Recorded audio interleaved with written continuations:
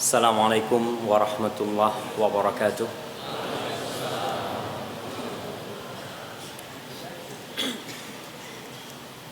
Alhamdulillah Al-Wahid Al-Ahad Al-Fard As-Samad Alladhi lam yalid wa lam yulad. Segala puji bagi Allah Jalla Jalaluh. Dialah yang satu.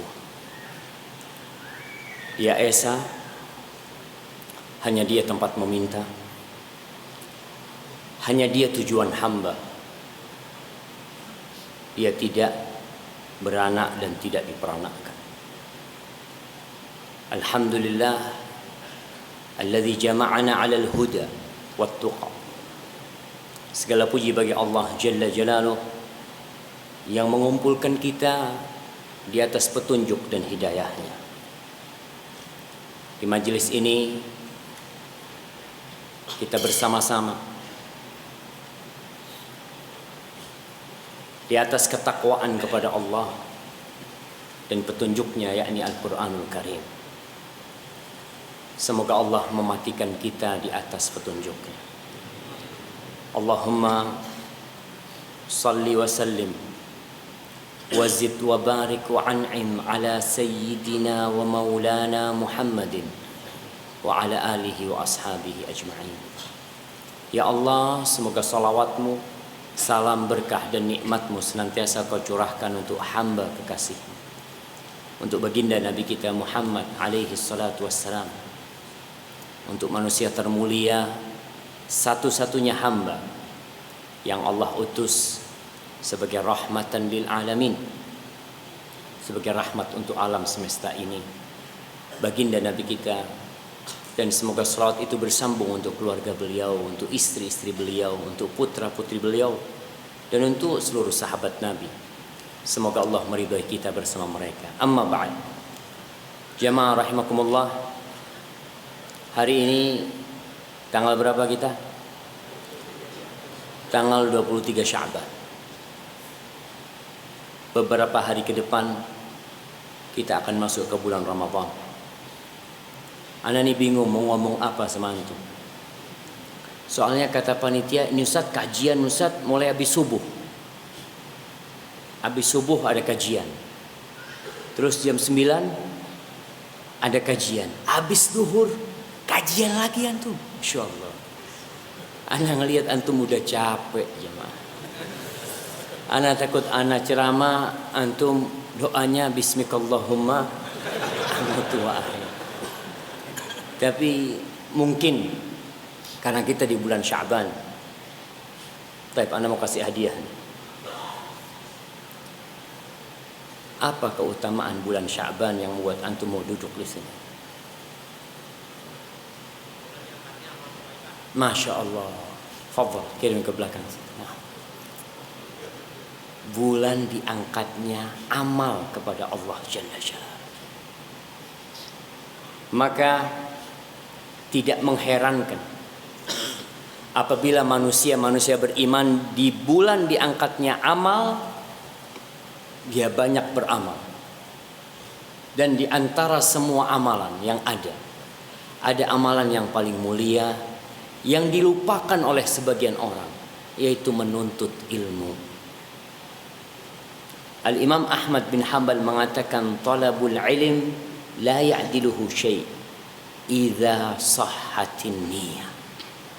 Menuntut ilmu itu tidak ada yang bisa menandinginya kalau niatnya benar. Kenapa? Karena ilmu ini yang membuat orang tahu halal dan haram. Ilmu itu yang membuat antum jadi sholat berjamaah di masjid. Ilmu itu yang membuat masyarakat Indonesia menuntut agar ada bank syariah. Ilmu itu yang membuat masyarakat Indonesia akhirnya berkerudung dan berjilbab. Sebelum ilmu, kita lihat berapa banyak orang yang berjilbab dan berkerudung. Sedikit sekali. Sebelum ilmu, masjid-masjid hanya penuh ketika sholat Jumat. Dan di selain waktu Jumat, yang jadi imam, yang jadi makmum, yang jadi muadzin hanya satu. Masya Allah, diborong semua pahala sama dia. Dia yang azan, dia yang qomat, dia lihat ke belakang. Subhanallah. Pernah ada salah satu lulusan Madinah, dia pulang ke kampung. Kalau nggak salah kampungnya itu di perkebunan. Masjid itu nggak ada yang sholat. Dia bersihkan masjid, dia mulai azan. Dia azan. Bayangkan masyarakat heran ketika dengar azan sholat duhur. Biasanya azan itu hanya ada maghrib, isya, ini subuh, duhur sama asar nggak ada. Tapi dengan kegigihan dia, satu persatu jamaah itu datang. Dia mulai ajarin jamaah itu. Dan tatkala mereka faham bahwa seorang muslim paling tidak hatinya bergantung di rumah Allah Jalla Jalla, maka mulai dengan ilmu itu masjid jadi ramai jamaah. Dengan ilmu kita menghindari banyak hal yang haram. Tidak sedikit umat Islam yang melakukan kesyirikan. Antum lihat masih ada sampai hari ini. Larung laut, petik laut, mereka sembelih kerbau ya, mereka berikan kepada lautan dengan harapan keselamatan. Entah, ana tidak tahu sampai hari ini. Mereka meminta kepada siapa? Mereka memohon kepada siapa? Mereka orang-orang Islam, mereka saudara-saudara kita. Tapi kepada siapa mereka meminta? Padahal ketika sholat mereka mengatakan inna sholati wa nusuki wa mahyaya wa mamati. Buat siapa? Buat siapa ibadah dia? Buat siapa sholat dia? Buat siapa hidup dan mati dia? Dia katakan lillahi rabbil alamin, hanya untuk Allah yang satu. Tapi kemudian mereka melakukan tindakan-tindakan seperti itu. Maka kita perlu menebarkan ilmu, bukan hanya ilmu dunia. Tidak perlu kita menganjurkan orang untuk ilmu dunia. Kenapa tidak perlu dianjurkan? Secara natural dia condong kepada ilmu dunia. Nggak perlu disuruh tuh. Orang-orang yang jadi insinyur, yang jadi dokter, jadi macam-macam dia tuh nggak perlu disuruh, dia ada kecondongan ke sana. Karena di situ ada dunia. Di situ ada pekerjaan dia. Di situ ada masa depan dia. Nggak disuruh pun dia sudah kepingin. Tapi kalau ilmu agama, Masya Allah, anda lihat orang tua kadang kala, nak ke pesantren nak ya, aduh jangan lama. Berat orang tua ketika ngarahkan anaknya untuk ke agama. Tapi untuk ke umum, Masya Allah, anak itu akan dengan semangat untuk datang ke sana. Haibati fillah, di bulan Sya'ban ini kita ngaji. Kalau tadi dikatakan ngaji dari mulai habis subuh, sebelum zuhur dan setelah zuhur.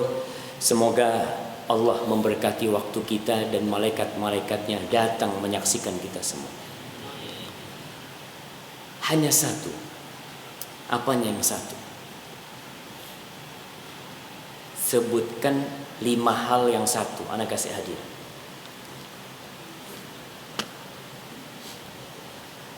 Oke, 3. Kita turun ya. Tuhan kita satu. Suri Tauladan kita satu. Kitab kita satu. Agama kita. Barakallahu fikum. Naam jemaah. Allah Jalla Jalaluh menjadikan agama ini mudah dan sederhana. Ada seorang juara cepat tepat Alkitab di Malang sana. Di Malang sana banyak sekolah tinggi teologi. Dia juara 1. Suatu saat ana berjumpa dengan dia di Madinah. Dia masuk Islam. Ana tanya sama dia, Mas, kok bisa Mas akhirnya memilih masuk Islam? Kata dia, Ustaz, begitu sederhananya akidah umat Islam. Qul huwallahu ahad, Allahus samad, lam yalid wa lam yulad wa lam yakul lahu kufuwan ahad. Yang menyerupai enggak ada. Yang menyerupai Allah. Kita, ana dari dulu tanya sama guru-guru, gimana sih maksudnya 3113? Kok bisa Tuhan seperti itu? Tuhan bisa punya anak, gimana ceritanya? Secara naluri manusia susah menerima hal itu. Ketika ana mempelajari Islam, kita diajari Islam untuk menyerang Islam. Itu ada. Mereka ada perbandingan agama, ada. Mereka pelajari itu. Ketika ana baca Qul huwallahu ahad, ana ngomong ini kayaknya yang benar. Langsung dia bersyahadat. Nabi Yusuf alaihissalam ketika di penjara, beliau di penjara karena apa? Nah, dituduh berzina. Tapi tuduhan itu tidak benar. Fadhal. Enggak, bukan karena dituduh berzina. Siapa yang tahu? Menolak untuk berzina. Ini yang benar. Kirim ke belakang, jazakallahu khair. Bukan dituduh berzina. Karena tuduhan itu selesai. Artinya dituduh berzina di awal ketika tuannya itu masuk ke rumah, kemudian istrinya mengatakan, nih orang nih mau keburukan buat istrimu. Lalu di situ langsung Allah sucikan nama Nabi Yusuf. Enggak. Kau lihat, kalau bajunya sobek dari arah depan, maka benar nih perempuan. Tapi kalau sobek dari arah belakang, dia yang benar nih perempuan yang berbohong. Bukan karena itu dia dipenjara, tapi karena dia menolak untuk berzina. Subhanallah. Ketika masuk penjara, ada 2 orang yang bersama dia di dalam penjara itu. Lalu 2 orang ini cerita tentang mimpinya. 2 orang cerita tentang mimpinya. Mimpi apa? Nah, yang keras suaranya. Sapi lurus, kurus, dan sapi gemuk. Itu mah mimpi raja mantu. Ini mimpi temennya di penjara, 2 temennya. Nah, yang keras suaranya. Dia bermimpi sapi kurus, 7 sapi kurus memakan 7 sapi gemuk. Sama itu. Ya, yang di belakangnya. Nah. Enggak, yang belakangnya.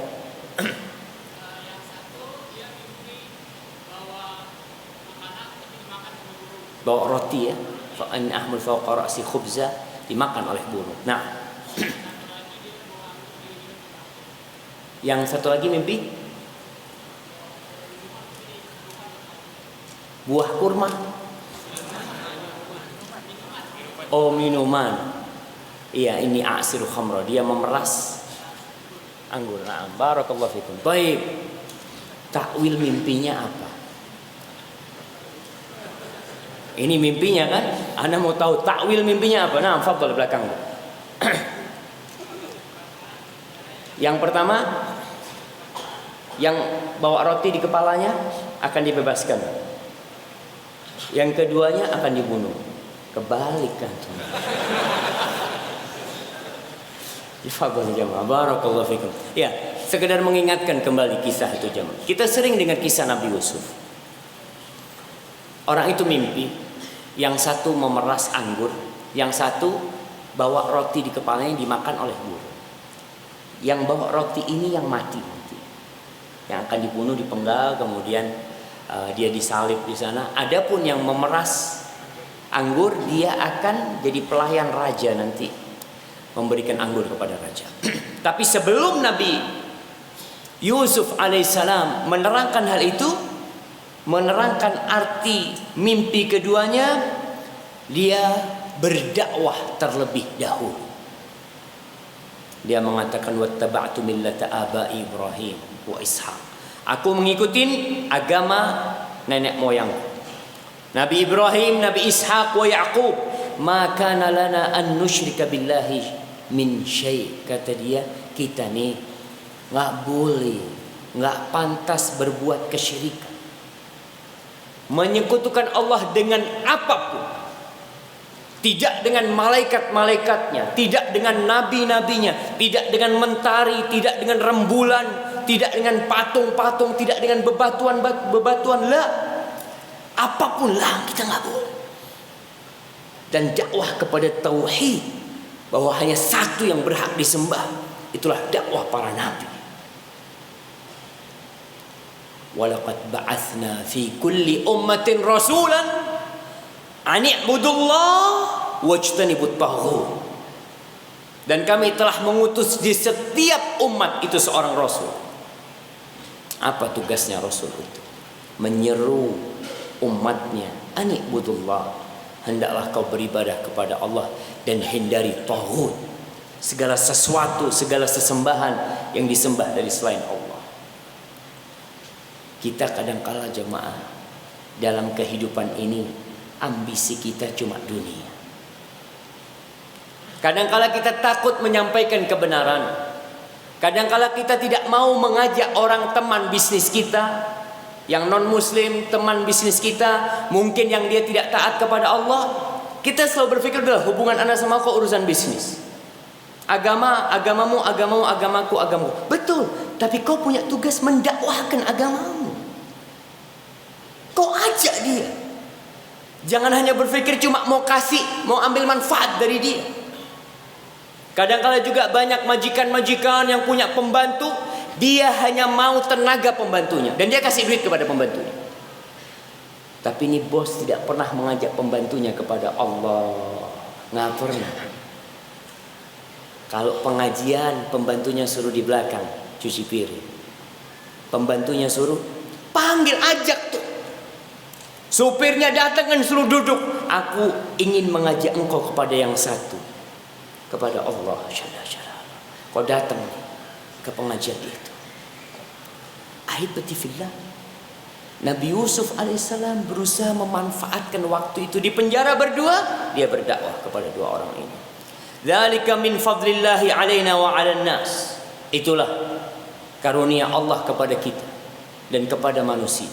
Allah memberikan kepada kita satu agama, yaitu tauhid kepada Allah, agama Islam ini. Itu karunia dari Allah Subhanahu wa taala. Tatkala manusia tersesat dalam kehidupan, mereka tidak jelas menyembah siapa dan apa yang disembah, Allah memberikan karunia kepada kita. Kita kenal sama Allah. Kita mengatakan la ilaha illallah dan tidak beribadah kecuali kepada Allah. Tapi walakinna aktsaran nasi la yashkurun.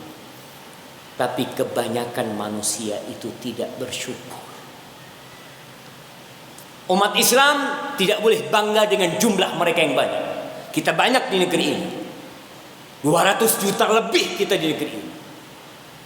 Tapi apakah 200 juta bisa mewarnai negeri ini? Jamaah, ana tadi cerita, ana masuk ke sini lihat patung-patung di kiri dan di kanan.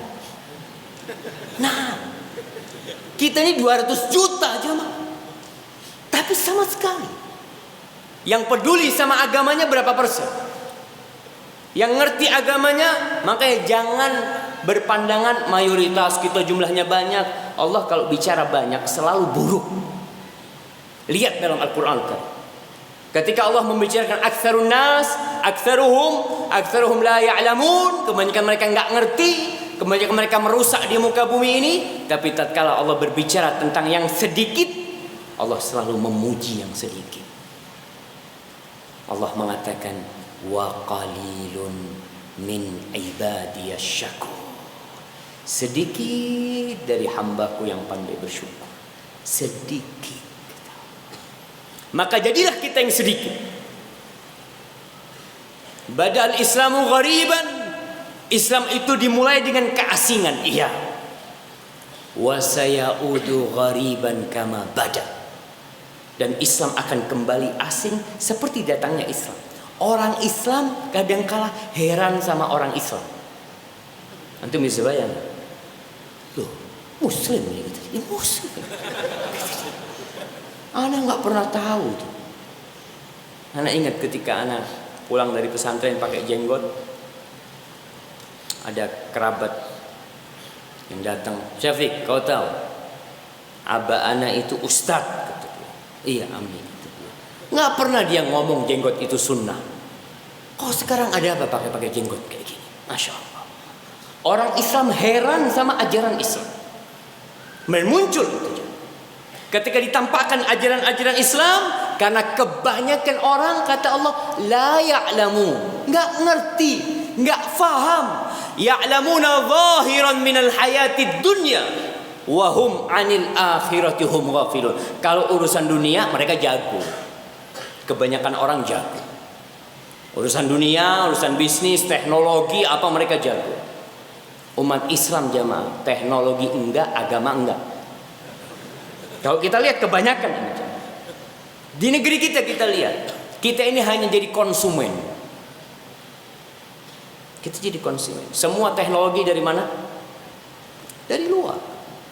Baik, agama juga nggak begitu bagus juga lah. Buktinya apa? Ya, buktinya ketidakpedulian umat Islam dengan Islam itu sendiri. Bahkan banyak orang-orang Islam yang mereka mendapatkan kedudukan yang bagus tapi tidak peduli dengan Islam. Bahkan kalau bisa Islam itu mungkin dihancurkan oleh mereka sendiri. Nabi Yusuf mengatakan walakinna aktsaran nasi la yashkurun. Kebanyakan manusia tidak bersyukur. Dikasih agama yang satu, dikasih pengetahuan bahwa la ilaha illallah, tahu dia, tahu, tapi tidak mensyukuri nikmat Allah. Dan syukur itu menuntut 3 hal dari kita. Syukur tetap buat Allah. Kita kadang-kadang ingin dipuji atas jasa yang kita lakukan. Kita ingin disanjung karena kita telah berbuat sesuatu buat umat ini. Jangan. Kau jangan minta hal itu. Bukankah kau bertauhid? Bukankah kau yakin hanya Allah yang pantas dipuja dan dipuji? Dan setiap sholat engkau berikrar mengatakan Alhamdulillahi Rabbil Alamin. Kau katakan itu, kemudian kau minta dipuji, kau ingin disanjung. Lah jemaah, eman-eman ibadahmu, eman-eman perbuatanmu. Kita hanya punya masa hidup hanya satu juga. Tinggal ini kehidupan kita. Nanti ketika kita mati ada kehidupan selanjutnya. Kita udah gak bisa nambah amalan lagi. Kalau kita gagal dalam kehidupan ini, syukuri nikmat Allah dengan lisan, dengan hati, dan dengan amal perbuatan. Allah mengatakan kepada keluarga Nabi Daud, i'malu ala Dawud syukur. Wahai keluarga Daud, kalian beramallah sebagai bentuk syukur kalian. Diriwayatkan Nabi Daud atau Nabi Sulaiman, dia mengatakan ya Rabbi kaifa ashkuruka wa syukru minka. Ya Allah, gimana aku bisa bersyukur kepadamu sedangkan aku bisa bersyukur pun darimu ya Allah. Al-an balaghta syukri, sekarang kau baru bersyukur kepadamu. Ketika orang berlepas diri dari segala kekuatan dia, dari segala daya yang dia miliki, dia berlepas diri dari semua itu. Dia mengatakan, ya Allah, aku bisa sholat karena Engkau ya Allah. Aku bisa datang kajian karena Engkau ya Allah. Aku bisa bersedekah karena Engkau ya Allah. Aku bisa ruku, aku bisa sujud, aku bisa umroh, aku bisa berhaji. Semuanya karena Engkau dan Engkau hanya satu ya Allah. Di sini orang baru bersyukur jemaah. Al-an balaghta syukri. Jangan seperti orang-orang Badui yang datang mengatakan yamunnuna 'alaika an aslam. Mereka mengungkit-ungkit kebaikan mereka. Kita ini masuk Islam nih, kau harus berterima kasih dengan masuknya Islam. Kok bisa? Kalian yang harus berterima kasih kepada Allah. Karena Allah memberikan petunjuk kepada kalian sehingga kalian bisa masuk Islam. Ingat syukur, jangan seperti Qarun. Ketika dapat semua mengatakan ana innama utituhu ala ilmin indi. Aku dapat karena ilmu. Jadilah seperti Nabi Sulaiman. Ketika melihat arasnya Balqis, apa kata dia? Hadza min fadli rabbi Allah. Ini keutamaan dari Rabbku. Ini karunia dari Allah. Ya sahibai sijn, wahai dua teman penjaraku. A'arbabun mutafarriqun khairun amillahul wahidul qahhar. Wahai dua teman penjaraku, apakah Tuhan-Tuhan yang banyak yang berserakan lebih baik daripada Allah yang satu, yang dia Qahhar, yang maha kuasa dan perkasa? Mana yang lebih baik? Jemaah, orang-orang yang memiliki Tuhan lebih dari satu, hidup mereka merana. Dia harus membuat sesajen buat Tuhan yang ini. Dia membuat sesajen buat Tuhan yang ini. Tuhan yang ini marah, Tuhan yang itu marah, akhirnya berantem Tuhannya. Mana mungkin jemaah? Mana yang lebih baik? Dan orang-orang musyrikin itu meyakini bahwa pencipta langit dan bumi Allah. Ini yang disebut dengan tauhidur rububiyah. Allah mengatakan wala in sa'altahum man khalaqas samawati wal ard. Kalau kau tanyakan kepada orang-orang musyrik itu, siapa yang menciptakan langit dan bumi? Apakah mereka bisa mengatakan yang menciptakan patung mereka? Yang menciptakan Tuhan anak, yang menciptakan adalah Tuhan ini, Tuhan itu? Nggak bisa mereka jawab. Mereka hanya bisa mengatakan yang menciptakan semua itu adalah Allah. Terus kenapa mereka melakukan kesyirikan? Itulah yang disebut jahiliyah, kebodohan. Mereka mengatakan ma na'buduhum illa liyuqarribuna ilallahi zulfa. Kita tidak beribadah kepada mereka kecuali sekedar perantara supaya kita lebih dekat sama Allah Subhanahu wa taala. Al-Husain, ayahnya Imran bin Husain, ketika masuk Islam ditanya sama Rasul sallallahu alaihi wasallam, "Kam ilahan ta'bud?" Berapa Tuhan yang kau sembah? Qala sab'ah. 7. Terus sittatun fil ardi wa wahidun fis sama. Yang 6 Tuhannya di bumi, yang 1 di atas langit. Kalau kau susah, kalau kau lagi punya masalah, kalau kau lagi butuh bantuan, kepada siapa kau minta? Ya kepada yang di sana, kepada yang di atas sana. Karena dia tahu patung-patung yang 6 itu siapa yang bikin? Dia sendiri yang bikin. Makanya disebut jahiliyah jemaah, orang-orang jahiliyah. Subhanallah. Antum baca sejarah sebelum Islam, antum akan tahu nikmatnya jadi orang Islam. Antum baca sejarah jahiliyah. Orang-orang jahiliyah itu mengkeramatkan binatang. Ada namanya Sawaib, ada Ham, ada Wasilah. Itu mereka punya binatang-binatang yang keramat. Jadi nggak boleh dinaikin, nggak boleh dipotong. Ada, umat Islam masih ada yang punya binatang keramat. Ada di sebagian tempat. Mereka mengkeramatkan mungkin, ya ada yang sapi mungkin, ada yang kerbau mungkin, ada yang ular mungkin, ada yang buaya. Di beberapa tempat itu mereka bikin sesajen buat apa? Buat buaya putih. Betul, masih ada jemaah. Mereka melakukan hal itu. Sebagian orang-orang kafir menceritakan, ketika mereka udah masuk Islam, kita benar-benar di masa jahiliyah. Kita kalau dalam perjalanan tidak menemu sesembahan, lupa tidak bawa patungnya, kita cari batu. Maka batu itu kita sembah. Nanti kalau ketemu batu yang lebih bagus, batu yang lama dibuang. Tuhannya dibuang. Dia pakai Tuhan yang baru. Setiap ketemu batu yang lebih bagus, itu batu yang lama dibuang. Subhanallah. Kadangkala mereka kalau tidak ketemu batu, mereka kumpulkan pasir, lalu dipersim susu di bawahnya. Pasir yang dibikin seperti gunung-gunungan, kemudian dikasih susu. Setelah ada susunya, mereka tawaf. Subhanallah. Ini terjadi. Apakah umat Islam tidak bersyukur atas nikmat Islam yang Allah berikan? Lebih baik mana?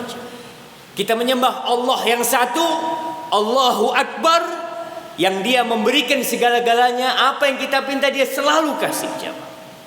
Allah katakan ud'uni astajib lakum. Kalian minta sama aku, kata Allah, pasti aku kabulkan. Pasti Allah kabulkan. Lalu Nabi Yusuf mengatakan kepada dua orang itu, ma ta'buduna min dunihi illa asma'an sammaitumuha antum wa aba'ukum. Itu yang kalian sembah dari selain Allah, itu sebenarnya cuma nama-nama yang kalian berikan kepada barang-barang itu sebagai Tuhan. Itu hanya nama. Ada Tuhan ini, ada dewa ini, ada dewi ini. Itu kalian kan yang ngasih nama. Padahal mereka tidak pantas untuk dituhankan. Ma anzalallahu biha min sultan. Nggak ada Allah menurunkan mereka sebagai sesembahan. Ada dalilnya, ada argumentasi dari Allah. Mereka itu semua makhluk Allah Subhanahu wa ta'ala. Kalau mereka semua berkumpul untuk menciptakan satu lalat, semua Tuhan-Tuhan yang disembah dari selain Allah berkumpul untuk membuat satu lalat, nggak bisa mereka melakukan. Inil hukmu illa lillah. Keputusan itu hanya milik Allah. Hukum itu hanya milik Allah. Allah yang berhak menentukan. Allah yang berhak membuat aturan. Nah, kenapa? Karena Dia yang menciptakan kita. Kita kalau masuk ke sebuah perusahaan, kita mau tidak mau ikut aturan perusahaan itu. Apa kita bisa merubah aturan itu? Kalau nggak suka sama aturan di sini, mau nggak keluar. Ini perusahaan kita. Dan di bumi milik Allah, dan manusia Allah yang menciptakannya. Hukum dan aturannya milik Allah Jalla Jalla. Amara alla ta'budu illa iyyah. Dia memerintahkan kepada kalian untuk tidak beribadah kecuali kepada Dia yang satu, hanya Dia. Dzalika dinul qayyim. Kalau mau bicara agama, ini agama yang benar. Ini agama yang benar. Jamaah, ada usaha dari orang-orang di luar Indonesia untuk melemahkan keyakinan umat Islam. Beberapa tahun yang lalu ada seorang ustadz cerita. Dia cerita sama saya, di Malang ustadz pernah dikumpulkan guru agama, kalau nggak salah SD dan SMP atau SMA dan SMP dan SMA seluruh Jawa Timur dikumpulkan. Ada training di sana. Lalu datang perempuan dengan kerudung yang besar. Kata yang hadir, oh kayaknya ini mau ngajarin teroris. Guru-guru agama ini mau dicuci otaknya, karena yang ngajar pakai kerudung yang lebar. Ternyata yang diajarkan oleh dia, kata guru perempuan ini, bapak-bapak dan ibu-ibu, jangan mengajarkan kepada murid-muridnya kalau Islam itu agama yang paling benar. Jangan. Katakan Islam itu agama yang benar, bukan yang paling benar. Artinya masih ada kebenaran di agama yang lain. Kita sebagai umat Islam, kita mengatakan tauhid.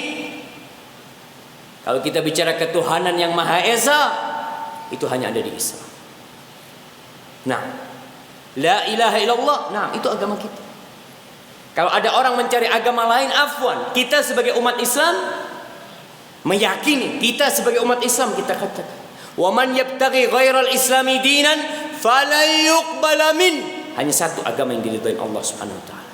Barang siapa yang mencari agama selain Islam, tidak akan diterima. tidak akan diterima. Ya, kita yakin, nah, umat Islam harus yakin itu. Kalau orang non muslim tidak yakin itu, ya tafadhol. Ini keyakinan umat Islam.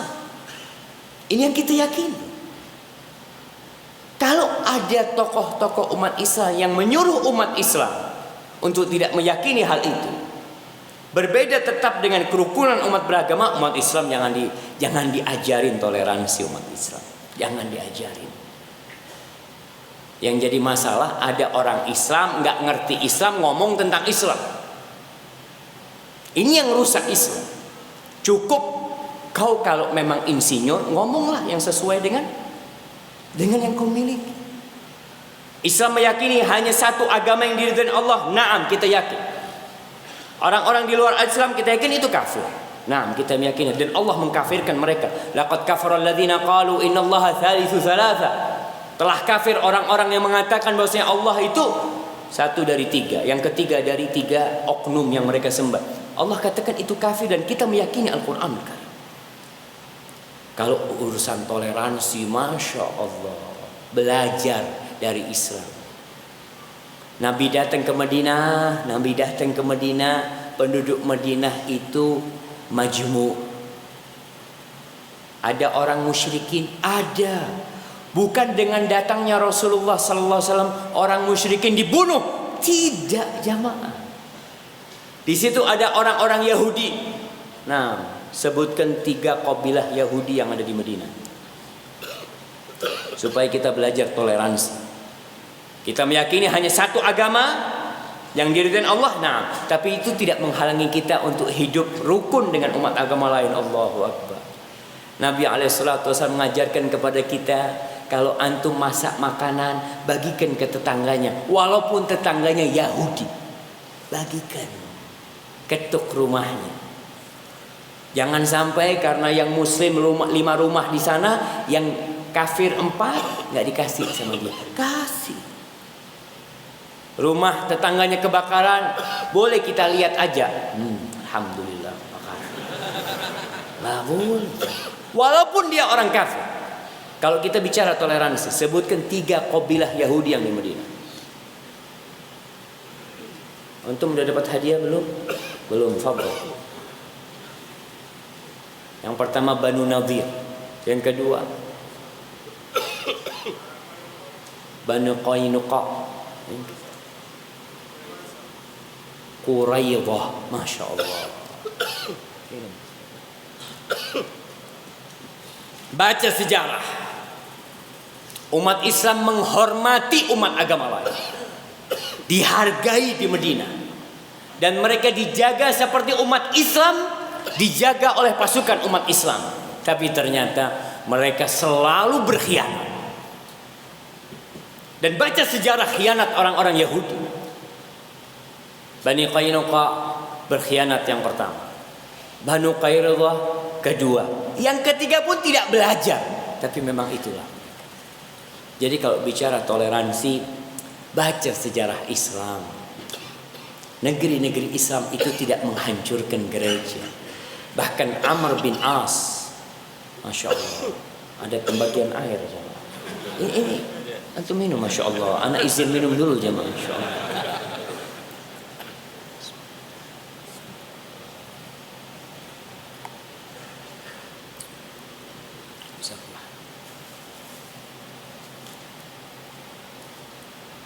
Jadi masjidnya belum pakai AC. Kita ini kadang-kala jamaah ya, rumah kita pasangin AC, kamar kita pasangin AC, rumah Allah kita biarkan kamar AC. Nah, ada sesuatu yang tidak benar. Betul. Ketika kita lebih perhatian sama rumah kita, manfaat AC di rumah cuma buat antum sendiri. Antum di kamar tidur, manfaat cuma buat antum. Ketika antum pasang AC di rumah Allah, siapa yang akan ridho sama Allah? Akan ridho sama antum bikin orang-orang menikmatin. Soalnya anak lihat rumahnya besar-besar, semua ada AC-nya. Pas masuk ke rumah Allah, sampai keringetan Ustaz. Allah, nah, sabar, Ustaznya harus sabar ya. Soalnya anak kasih bocoran sama antum jamaah. ruangan di depan sini ada AC-nya. tadi merasakan dingin di sana, masya Allah, alhamdulillah. Tapi nikmat dari Allah disyukurin. Mungkin belum bisa Ustaz pasang AC semua. Ya mudah-mudahan ke depan nanti kalau antum kajian lagi di sini sudah pakai AC semua. Amin. Insyaallah. Sampai mana kita jemaah? Baik. Ketika umat Islam menguasai Palestina atau ketika Mesir, Amr bin As ketika hendak menguasai Mesir. Siapa penguasa Mesir sebelum Islam datang ke sana? Romawi. Islam datang ke sana. Penduduk Mesir itu menanti kedatangan umat Islam. Ditunggu sama dia. Dia tahu ini agama yang adil. Dia tahu ini agama yang benar. Dan betul ketika Islam sampai sana, penduduk Mesir hidup dalam kedamaian dan ketentraman. Walaupun tidak masuk Islam. Dan sampai hari ini antum bisa lihat. Orang-orang Kristen Koptik tetap sampai hari ini di Mesir. Apa dipaksa mereka masuk Islam? Nggak ada pemaksaan. Bahkan ini menjadi unsur terpenting dalam agama Islam. La ikraha fid din. Tidak ada pemaksaan dalam beragama, nggak ada dalam Islam. Tapi terjadi ketika orang-orang non-muslim berkuasa, umat Islam dipaksa untuk ikut ajaran mereka. Mana yang tidak toleransi kalau bicara itu? Ketika Abu Ubaidah Amir bin Jarrah menguasai Palestina, pendeta-pendeta Palestina mereka tidak mau menyerahkan kunci Masjidil Aqsa. Mereka enggak, kita mau serahkan kunci ini kepada Amirul Mukminin Umar bin Khattab radhiyallahu taala anhu. Kita tahu Umar dikenal begitu tegas dan keras. Itu pendeta-pendeta tahu ini yang bisa pegang kunci ini cuma Umar bin Khattab. Datang Umar bin Khattab jamaah. Apakah ketika Umar datang masuk ke Masjidil Aqsa, dia hancurkan gereja-gereja yang ada? Subhanallah, satu pun gereja tidak ada yang dihancurkan. Kau mau belajar ngajarin Islam toleransi? Apakah umat Nasrani di Palestina dipaksa masuk Islam? Lah, sampai hari ini ada orang Nasrani yang mulai zamannya Umar bin Khattab sampai hari ini tetap ada di Palestina. Tapi antum lihat ketika orang-orang salibis datang menguasai Palestina. Ketika mereka datang ke Masjidil Aqsa itu umat Islam disembelihin. Bayi-bayi itu dilempar dari menara-menara, disembelih, dilemparkan ke sana. Wanita-wanita hamil dibelah perutnya, dibuka anaknya itu, disembelih anaknya. Sampai yang namanya darah itu setengah betis di Masjidil Aqsa. Tuh. Jadi kalau ada orang-orang atau PBB mau ngajarin kita hak asasi manusia, memalukan. Islam itu bicara hak asasi binatang. Nah, ingat dengan kisah seorang nabi yang bunuh satu ekor semut. Dibunuh satu ekor semut itu lalu dicari kampungnya, dibakar kampung. Allah langsung tegur dia. Halla namlatun wahida. Kenapa kau tidak punya cukup satu ekor, satu semut saja? Kenapa kau harus hancurkan, kau bunuh umat yang dia bertasbih kepada Allah Subhanahu wa taala? Menyembelih binatang pun dalam Islam ada aturannya. Nggak boleh kita nyembelih kambing yang lain nonton, nggak boleh. Nggak boleh kita nyembelih kambing ini ada haknya dalam Islam. Yang menyembelih ngasah pisau, kambingnya ngelihat.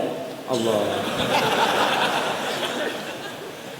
Itu dalam Islam dihargai. Jadi kalau kemarin Australia sempat marah sama Indonesia, tidak mau kirim sapi karena sapi mereka disiksa di Indonesia. Oh, seakan-akan mereka perhatian dengan yang namanya binatang. Wallah, kebohongan semua.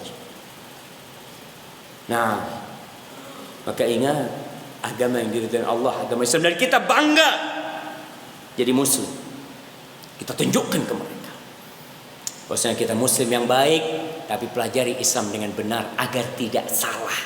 Karena ada usaha dari syaitan Bagaimana dia berusaha untuk menjadikan umat Islam ini tidak berada di siratal mustaqim.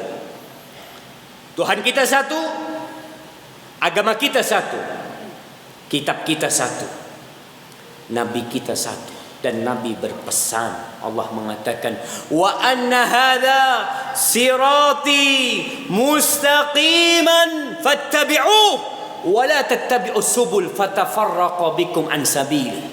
Kata Allah, katakan Muhammad kepada mereka, ini jalanku yang satu. Kita lihat umat Islam modelnya macam-macam. Ada Ahmadiyah, ada Jahamiyah, ada lagi macam-macam lah, kita ada Syiah, ada Rafidhah, macam-macam umat Islam. Kita mau milih mana, Ustaz? Kita ni orang awam enggak faham. Apakah kita boleh pindah-pindah? Allahu Akbar. Allah mengatakan, wa anna hadza sirati mustaqiman. Ini jalanku, kata Nabi SAW, mustaqiman, yang lurus, fattabi'u wa la tattabi'us subul.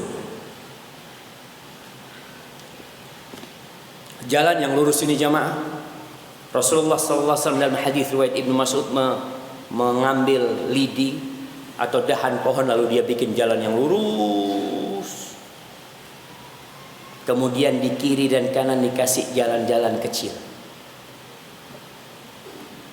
Nabi mengatakan, hadzal sirat, ini jalanku yang lurus. Wa hadhihi subul, ini jalan-jalan kecil kiri kanan ini, itu subul. Kalau kalian ikut ke jalan yang kecil-kecil itu, fatafarraqa bikum an sabili, kalian akan berpecah belah nantinya. Ingat Nabi kita Muhammad alaihi salatu wassalam. Panutan kita hanya beliau. Manusia boleh menyuruh kita, manusia boleh memerintah kita, atasan kita boleh suruh kita. Tapi ingat, selama semua itu tidak bertentangan dengan perintah Allah dan Rasulnya, kita jalankan. Apabila bertentangan dengan perintah Allah dan Rasulnya, kita katakan afwan. Afwan sekali. La ta'ata li makhluqin fi ma'siyatil khaliq. Afwan. Tidak ada ketaatan kepada makhluk dalam urusan di situ ada maksiat kepada pencipta. Enggak boleh kita taat. Minta maaf kita kepada atasan kita. Maaf Pak, ini bertentangan dengan jalan lurus saya. Oh, kamu itu terlalu ekstrem dan beragama. Afwan Pak, saya Muslim dan saya umatnya Nabi Muhammad SAW. Dan konsekuensi seorang yang mengatakan nabinya Muhammad SAW, dia harus percaya dengan semua informasi yang disampaikan Rasulullah SAW. Nabi tidak meramal tentang masa depan, tidak. Dan semua yang disampaikan oleh Rasulullah SAW adalah wahyu dari Allah. Dan itu konsekuensi kita. Semua berita dari Nabi Muhammad SAW, mau masuk akal kita, nggak masuk akal kita, kalau ini Nabi yang menyampaikan, aku akan ikuti. Kenapa? Karena nanti aku di kuburan, aku akan ditanya, man nabiyu, siapa nabimu? Jawabku, Muhammad SAW. Dan ini yang aku ikutin, satu yang aku ikuti. Banyak ajaran, ya tetap ajarannya Rasulullah SAW. Beritanya dipercaya. Dan hari-hari menyingkap kebenaran yang disampaikan Rasulullah SAW. Di antara tanda-tanda kiamat, kata Nabi SAW, intisyarul qalam, tersebarnya pena. Orang bisa nulis di mana saja. Dulu, Masya Allah, banyak orang buta huruf, tidak bisa membaca dan menulis. Sekarang semua orang, Masya Allah, sudah menulis. Menulis di tembok, ya, kita lihat banyak tembok, banyak tulisan. Orang sudah mulai menulis. Orang menulis di medsos, mereka semua pada nulis. Dan hati-hati antum, karena Anda melihat dengan terbukanya ini, tanda-tanda kiamat nih, tersebarnya pena, semua orang menulis apa yang dia kehendaki. Muslim, hati-hati antum kasih komentar. Ma yalfidhu min qaulin illa ladaihi raqibun atid. Tidak ada satupun lafaz yang keluar dari mulutmu kecuali ada yang mencatat dan menyimpannya. Seorang mukmin yang mengaku umat Nabi Muhammad sallallahu alaihi wasallam, laisal mu'min bit-ta'an walal la'an walal fahish walal badhi. Kata Nabi alaihi salatu wasallam, seorang mukmin itu tidak suka mencela, tidak suka mengutuk, tidak kotor ucapannya. Nah, nggak jelek, omongannya nggak buruk. Antum umatnya Nabi Muhammad, hati-hati. Antum nulis komentar di mana saja jemaah. Jangan sekedar melampiaskan emosi. Orang yang berakal itu sebelum dia berucap, dia berpikir, kira-kira ana tulis ini dapat pahala enggak? Percaya beritanya, laksanakan perintahnya. Kalau diperintahkan oleh Rasul sallallahu alaihi wasallam, jangan banyak tanya. Kita kalau diperintah oleh atasan kita, jarang kita tanya. Tolong nanti ya, itu kerjakan, nanti sore harus selesai. Siap. Apalagi polisi sama tentara, Masya Allah. Itu yang namanya jiwa ketaatannya kepada komandan. Satu komandan mereka, satu suara, Masya Allah. Disuruh apa saja siap. Kau mandikan mobil, pakai ini. Kira-kira dia tanya enggak?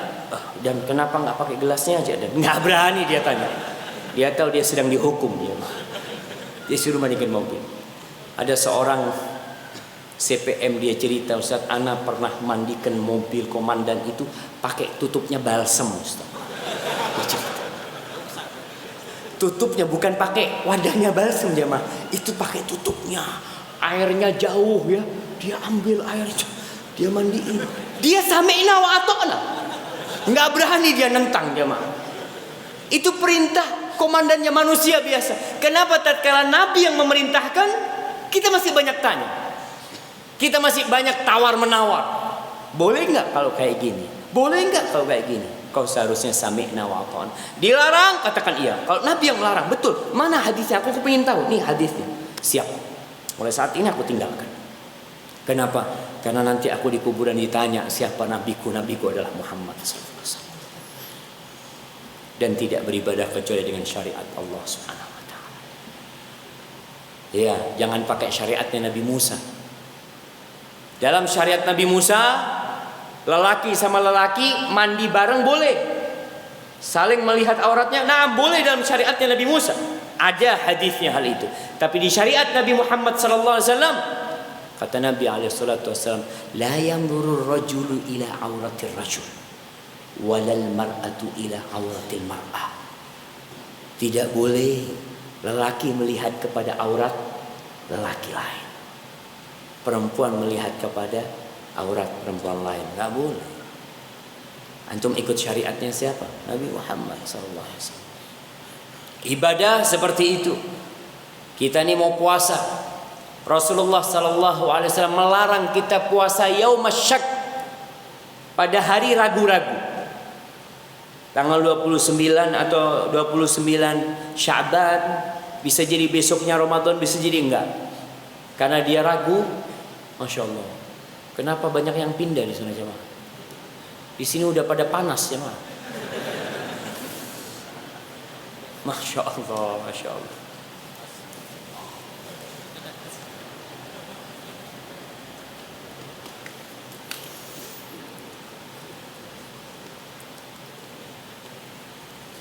Rasulullah SAW melarang kita puasa yaumasyak, hari keraguan. Kita nggak boleh puasa. Ya udah, kau jangan puasa. Masya Allah.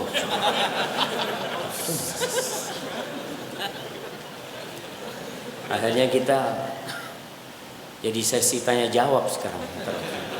Baik, ala kulli hal. Antum sebagai umat Islam, kembali hanya satu Rabb kita, hanya satu Nabi kita, hanya satu kiblat kita. Nggak ada kiblat yang lain. Kiblatnya ke Ka'bah, nggak ada ke Yaman, nggak ada ke India, nggak ada ke Iran, nggak ada ke London. Kiblat kita Baitullah yang ada di Ka'bah. Quran kita satu. Kita beriman dengan semua kitab yang Allah turunkan, tapi yang kita amalkan hanya satu. Dan agama kita satu, itu yang perlu kita amalkan. Antum pelajari. Mana yang Nabi inginkan dari kita, antum kerjakan. Yang Nabi larang, antum tinggalkan. Kenapa? Karena kita umat Nabi Muhammad SAW. Dan yang terakhir, Al-Quran kita bukan hanya dibaca, tapi diamalkan dan dipraktekkan dalam kehidupan ini. Ana mau tanya, Kenapa umat Islam baru ribut Al-Maidah 51? Padahal di tempat-tempat lain itu banyak pemimpin-pemimpin yang non-muslim. Banyak jemaah. Bukan cuma di Jakarta. Di tempat-tempat lain. Tapi kenapa umat Islam baru ribut? Karena baru tahu sama artinya. Nah, Anda mau kasih hadiah. Antum. Sebutkan Al-Maidah 51. Nggak hafal antum. Nah, gimana nih jamaah? Ngapa Anda kasih hadiah antum? Baru sadar mereka jamaah. Baru sadar umat Islam. Baca Qur'annya, banyak hukum-hukum Allah yang ternyata kita tinggalkan. Banyak aturan-aturan Allah yang selama ini kita remehkan. Kita umat Islam yang meremehkan. Sehingga kita menjadi lemah. Dengan jumlah yang banyak, seperti buih, jumlahnya banyak, tapi tidak ada gunanya. Karena kita tinggalkan Al-Quranul Karim. Kalau kita baca Quran, nih Ramadan bulannya Al-Quranul Karim, antum mulai baca Quran, antum baca artinya, antum khususkan waktu Ramadan tahun ini jadikan lebih baik dari tahun kemarin. Antum usahakan hatam Quran dengan arti. Insya Allah bisa lah jemaah. Kalau kita niat jemaah. Antum punya waktu, tapi godaan dunia terlalu kuat memang. Antum usahakan yang bisa cuti Ramadan. Ustaz eman-eman kalau cuti Ustaz. Ya. Tapi lebih eman antum kehilangan bulan Ramadan. Baik. Ana akan baca pertanyaan yang sudah masuk di sini, Masya Allah. Banyak banget jemaah.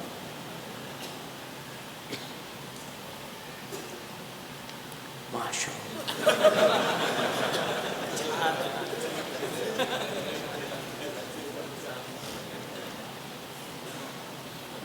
Alhamdulillah bisa ikut kajian secara langsung dengan Ustaz adalah salah satu doa ana yang dikabulkan oleh Allah. Masya Allah. Betul jemaah, doa kita itu banyak yang dikabulkan sama Allah. Tapi kembali, walakinna aktsarun nas la yashkurun. Tapi kebanyakan manusia itu tidak bersyukur kepada Allah SWT. Ana doakan semoga bisa istiqamah selalu. Ustaz, qadarullah, ana janda dengan 4 anak. Saat ini tinggal sendiri bersama keempat anak ana. Yang mau ana tanyakan Ustaz, ini janda mati, janda cerai? Karena terus terang, kembali kepada ajaran Islam, banyak lelaki-lelaki yang tidak faham. Kalau anak itu 100% tanggung jawabnya siapa? Bapak. Walaupun sudah cerai. Walaupun anak itu ikut ibunya, siapa yang wajib memberikan nafkah? Bapak. Makanya kenapa banyak janda-janda akhirnya kalau janda mati wajar, tidak ada yang nyantunin, tapi bapaknya ada. Bapaknya kawin lagi, ketika ribut, ini anaknya mau dibawa ibunya, alhamdulillah bawa semua nggak apa-apa. Karena dia mau kawin lagi. Dia kawin lagi, dia lupa sama anak-anaknya. Sehingga merana itu. Hati-hati pada hari kiamat kau akan ditanya tentang 4 anakmu itu. Kalau dia janda cerai. Kenapa jarang sekali anak temukan kajian yang membahas tentang janda? Udah kita bahas. Padahal kami, terutama anak khususnya sangat butuh penguatan sebagai modal untuk melanjutkan kehidupan yang keras ini bersama anak-anak. Tapi anak jamaah, anak minum dulu. Bismillah.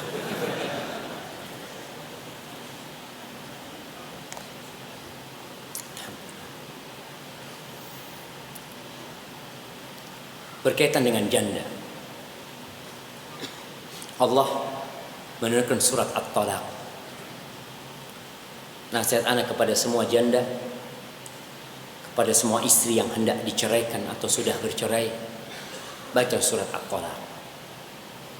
Di situ Allah menghibur para janda. Allah mengatakan, "Wa man yattaqillaha yaj'al lahu makhrajan." Barang siapa bertakwa kepada Allah, pasti Allah kasih dia jalan keluar. Yang bertakwa kepada Allah. Tapi ketika engkau menjadi janda, engkau masih berharap kepada fulan, engkau masih berharap kepada manusia, berharap kepada lembaga ini, kepada yayasan ini, maka Allah tidak akan kasih jalan keluar kepadamu. Engkau sudah, kalau memang bersandar ke sana, silahkan bersandar ke sana. Karena kalau kita bertakwa kepada Allah, Allah akan kasih jalan keluar. Wa yarzuqhu min haitsu la yahtasib. Masalah rezeki jangan takut. Mungkin selama ini kau berpikir, Ustaz, anak ini nggak kerja, anak ibu rumah tangga, Ustaz, ditinggal oleh suami. Terus bagaimana anak-anak? Allah, kemana yang satu? Kemana Allah? Allah yang memberi makan kepada ikan-ikan di lautan. Antum melihat miliaran ikan tiap hari diburu oleh nelayan. Siapa yang ngasih makan ikan itu? Allah. Kita hanya ngambil itu ikan, terus kita ambil itu ikan. Maka tatkala seorang yakin sama Allah, Allah akan kasih rezeki dari arah yang tidak disangka-sangka. Wa man yatawakkal 'ala Allah fa huwa hasbuh. Barang siapa bertakwa kepada Allah, Allah akan cukupi dia. Cuma di sini kita tidak bertawakal kepada Allah. Tawakal itu bukan amalan tangan. Tawakal itu bukan amalan lisan. Tapi tawakal itu amalan hati. Antum melihat bagaimana tawakalnya ibunda Nabi Ismail alaihissalam. Ditinggal nih ibunda Nabi Ismail dengan bayinya. Engkau sekarang punya 4 anak, mungkin sudah besar-besar dan hidup di tengah orang-orang yang mungkin bisa membantu. Ibunda Nabi Ismail ditinggalin anak, ditaruh di Mekah, tidak ada rumah satupun di sana. Ketika ditinggal sama Nabi Ibrahim, dikasih air, satu wadah, dikasih kurma. Nabi Ibrahim mau pulang, sama istrinya dipegang. Ya Ibrahim, ila man takiluna. Ibrahim, kau titipkan kita ke siapa di sini ini? Biasanya kan kita kadang-kala kalau mau keluar kota, kita ngomong sama orang tua kita, anak umpamanya, anak mau ke Jakarta, anak ngomong, Mbak, anak mau ke Jakarta, Mbak, titip istri sama anak-anak. Anak mau berangkat ke Jakarta. Biasanya seperti itu. Maka di sini Hajar bertanya, kau titipkan kita ke siapa di sini? Nabi Ibrahim tetap jalan. Tanya lagi dia. Sampai 3 kali tanya, ya Ibrahim, kau titipkan kita ke siapa? Nabi Ibrahim tidak menjawab. Karena itu pertanyaan tidak pantas ditanyakan oleh istri seorang nabi. Oleh seorang muslimah, oleh seorang mukminah nggak pantas tanya kayak gitu. Maka di sini Hajar merubah pertanyaannya. Dia mengatakan, Allahu amaraka bihada. Apakah Allah menyuruhmu untuk ini? Kata Ibrahim, na'am, iya Allah yang menyuruh. Kata Hajar, silahkan kau pergi. Allah tidak akan menelantarkan kita. Itu yang kadang-kala kita tidak punya. Bertawakal kepada Allah, semuanya total kita bertawakal. Oke, kita punya uang, baik, uang ini bisa dicuri habis. Tapi alhamdulillah Ustaz, suami meninggalkan toko. Iya, toko ini bisa terbakar, selesai. Tapi kalau kau bertawakal dan bersandar serta yakin kepada Allah, selesai semua urusan. Ini kepada janda yang minta kajian khusus janda.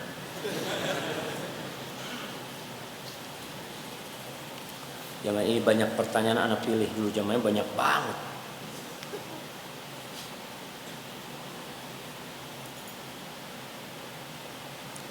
Afwan, kalau baca kisah-kisah sahabat Nabi Muhammad SAW, banyak yang meninggal dalam keadaan terzalimi.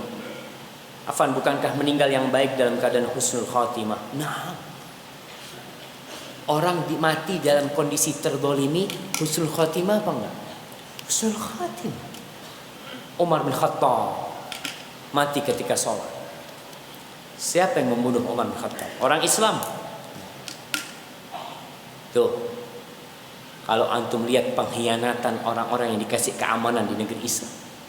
Di masanya Umar bin Khattab ada orang Majusi hidup di Madinah.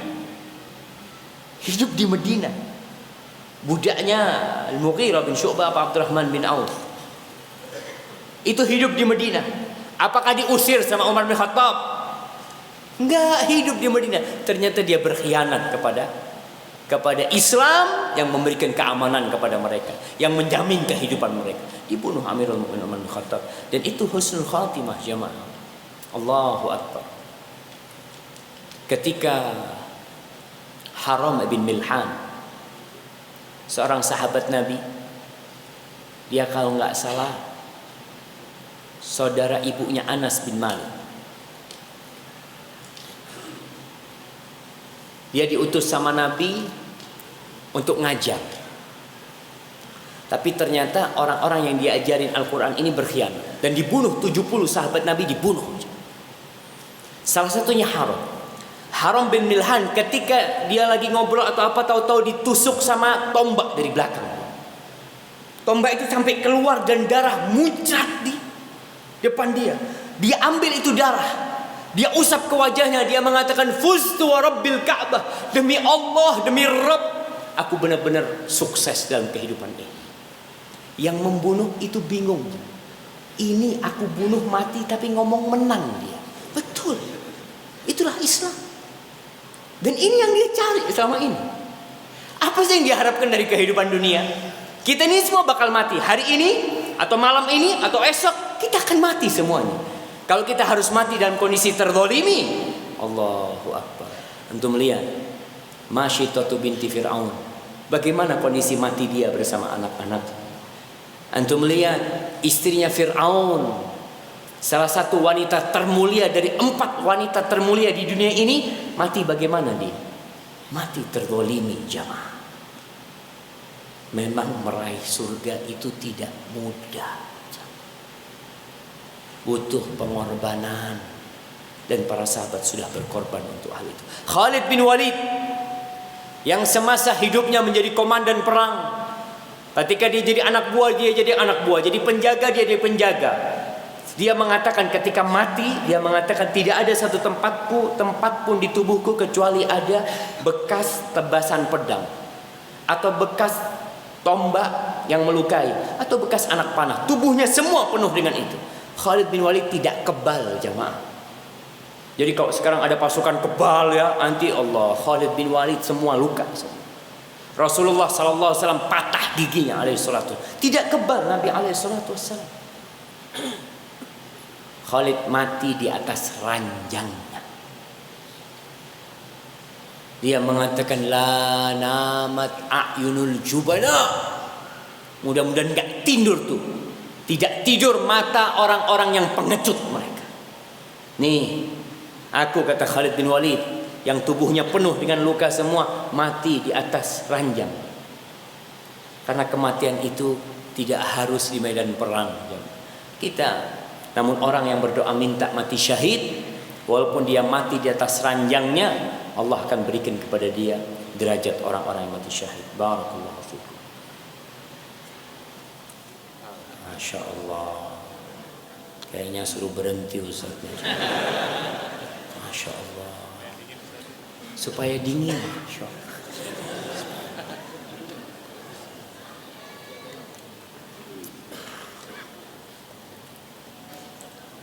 Iya, suara anak masih terdengar, cukup tentunya.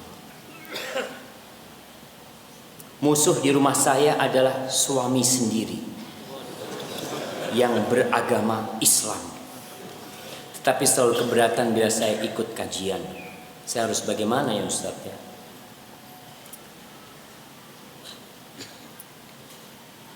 Allah menjadikan kehidupan ini sebagai laga ujian. Ada suami yang diuji dengan istrinya, ada istri yang diuji dengan suaminya, ada bapak yang diuji dengan anak, ada yang anak dengan bapaknya. Ini ujian. Allah mengatakan wa nabluukum bisyarri wal khairi fitnah wa ilaina turja'un. Dan kami berikan kepada kalian ujian baik dan buruk, itu ujian. Suami yang baik ujian. Suami yang baik itu ujian. Dan suami yang buruk ujian. Ketika suami baik, maka kau harus bersyukur. Kalau engkau tidak mensyukuri suami, ada wanita-wanita yang dapat suami baik, malah dia memanfaatkan suaminya. Dia menginjak-injak suaminya, dia lupa dengan kewajiban dia sebagai istri. Maka kau tidak bersyukur dapat suami yang baik. Ada wanita-wanita yang dapat suami yang buruk, dia tidak bersabar. Dia pun tidak lulus. Jadi kalau dikatakan musuhnya suami, enggak. Suaminya bukan musuhnya insya Allah, walaupun kadang-kala jadi musuh. Jadi kau sabar, karena suamimu tidak lebih jahat daripada Fir'aun. Istrinya Fir'aun itu sabar jemaah, sampai dia dibunuh sama suami, tapi dia tetap bersabar. Maka engkau yang dapat suami mungkin tidak mau ikut kajian, nggak suka istrinya ikut kajian. Betul, ada suami yang istrinya udah pakai kerudung nggak suka dia. Kata dia, aku lebih suka kau pakai yang kayak dulu tuh, pakai you can see, pakai rok pendek, aku lebih suka. Betul, ada suami kayak gitu. Dan ini ujian. Kau bersabar menghadapi suami. Doakan suaminya. Puasai suaminya. Kau puasa sunnah, orang yang puasa sunnah tuh doanya mustajab tuh. Kau doakan tuh ketika itu. Bertawassul dengan amal soleh. Insya Allah. Insya Allah. Nggak perlulah. Yang penting suaranya nyampe ke antum kan. Saya ingin tanya, jika seorang wanita muslimah memiliki akhlak yang baik, tetapi dia tidak bisa membaca Al-Quran, apakah ia masih ada peluang untuk masuk surga? Jamaah rahimakumullah, nanti itu ada timbangan. Allah mengatakan fa'amma man thaqulat mawazinuhu fahuwa fi 'ishatir radiyah. Adapun orang yang amal ketimbangan kebajikannya lebih berat, maka dia berada dalam kehidupan yang menyenangkan. Jadi tinggal dia lihat nih. Dia tidak bisa membaca Al-Qur'anul Karim, tapi dia tidak banyak melakukan dosa. Alhamdulillah. Cuma kelemahan dia mungkin dulu nggak diajarin baca Al-Quran, nggak masalah. Dia ada waktu untuk belajar insya Allah. Yang paling berat di timbangan pada hari kiamat nanti adalah akhlak yang mulia. Yang paling berat.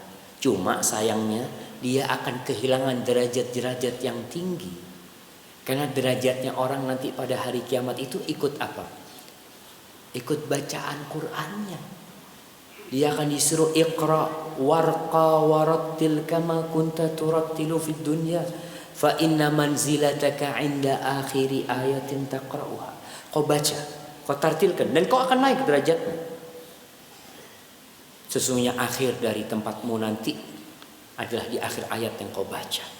Makanya kita banyak baca Quran. Tapi tetap peluang masuk surga buat orang yang tidak bisa membaca Al-Quran ada. Yang penting akhlaknya benar, akhlak yang mulia. Insya Allah mudah-mudahan akhlak mulia itu memberatkan timbangan dia nantinya. Barakallahu fikum. Afwan, bila pertanyaan di luar tema, Masya Allah, ini berakhlak mulia yang tanya. Soalnya dari tadi di luar tema nggak ada yang minta afwan. Nah, saya ingin menanyakan terkait adab menuntut ilmu bagi seorang muslim. Allah jamaah, kayaknya ini jadi pertanyaan terakhir jamaah. Allahu Akbar. Bismillah.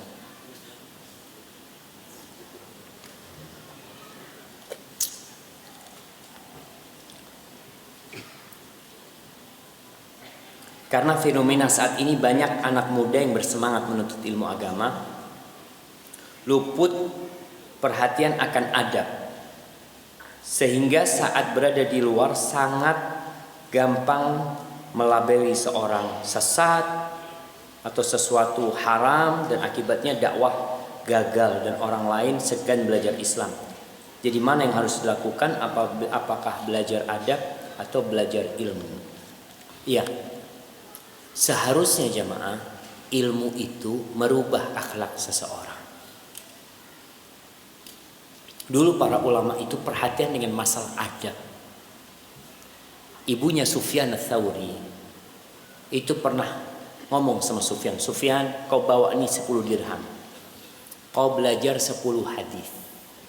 Setelah kau dapat 10 hadis, nanti kau lihat ada nggak perubahan sikap di dirimu. Kita ini anggap kita datang 10 kajian. Kita lihat ada nggak perubahan sikap di diri kita. Kalau kau lihat kau berubah jadi lebih baik, cara kau berbicara lebih santun, cara engkau duduk lebih baik ya. Pokoknya akhlakmu berubah, teruskan kau nuntut ilmu. Kalau tidak, kau berhenti aja belajar. Aku takut ilmu itu bawa petaka buat engkau nantinya. Itu Ibunda Sufyan. Karena dia tahu ilmu ini untuk diamalkan, bukan untuk wacana. Makanya orang-orang yang belajar ilmu harus belajar adab. Dulu para ulama yang datang, para penuntut ilmu yang datang di majelisnya Imam Ahmad bin Hanbal, itu yang menulis hadis kira-kira cuma 500-an orang. Yang hadir hampir 5.000 atau 6.000 orang. Sisanya itu hanya belajar adab dari Imam Ahmad. Ilmu itu bukan dengan banyak riwayat. Abdullah bin Mubarak pernah memberikan nasihat. Dia mengatakan, utrub barakatal ilmi bil amali bihi la bi kathratir riwayat. Engkau carilah barokah ilmu itu dengan mengamalkan ilmu itu. Dengan diamalkan ilmu itu kau akan dapat barokah di sana. Tidak dengan banyak-banyaknya hafalan, banyaknya riwayat. Oh, ana sudah lama ngaji. Kau berapa lama ngaji? Baru 6 bulan bang. Masya Allah, baru kau. Aku sudah 10 tahun ngaji. Udah kelihatan 10 tahun tapi gayanya gaya preman. Betul. Seharusnya orang itu ketika menuntut ilmu semakin tawadhu. Dia semakin santun berbicara. Karena dia semakin takut. Allah mengatakan innama yakhsyallaha min ibadihi al-ulama. Yang takut kepada Allah dari hamba-hambanya itu yang berilmu. Tapi kalau kau berilmu ternyata kau nggak takut sama Allah, kau malah meremehkan orang lain, malah membuat dirimu sombong, gampang memvonis, hati-hati jemaah. Memasukkan orang ke dalam Islam itu lebih mudah. Bisa dikira, oh ini muslim insya Allah. Tapi antum mengeluarkan orang dari Islam, waduh, berat. Rasulullah SAW mengatakan, man qala li akhihi ya kafir. Barang siapa yang mengatakan kepada saudaranya, hai kau orang kafir. Kalau benar yang dia ucapkan nggak ada masalah. Tapi kalau ternyata tidak benar, maka yang kafir itu yang mengucapkan ya kafir. Maka jangan sampai kita gampang-gampang ya.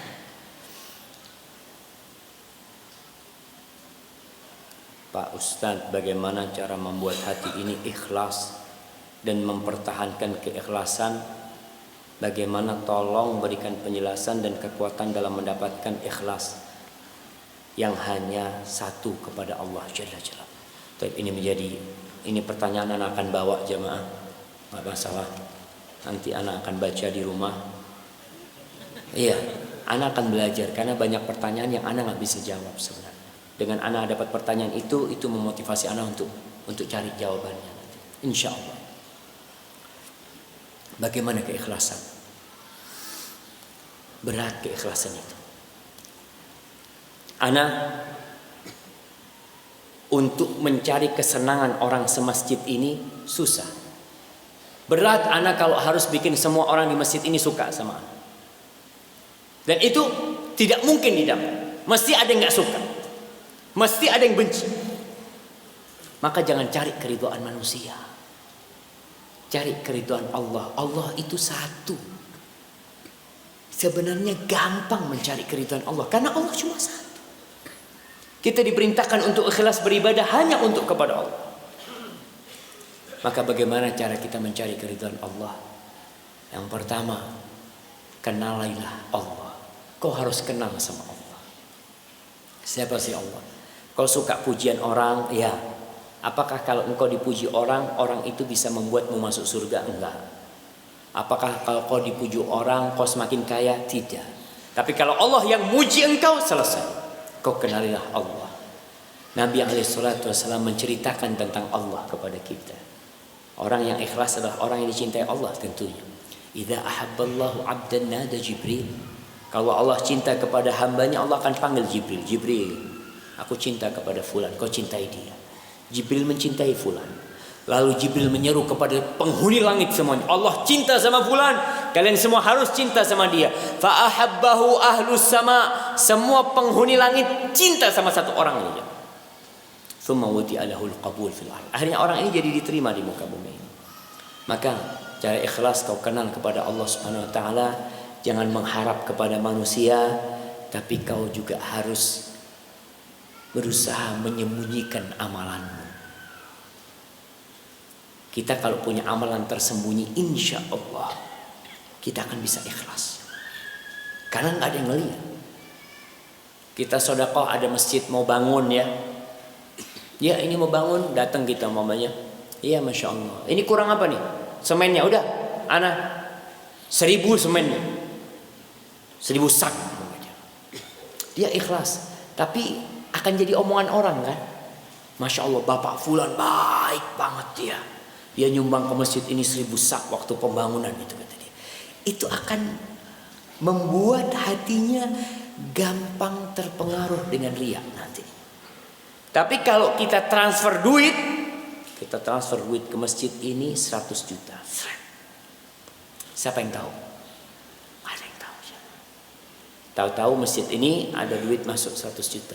Insya Allah kita akan lebih bisa menjaga amalan itu jamaah.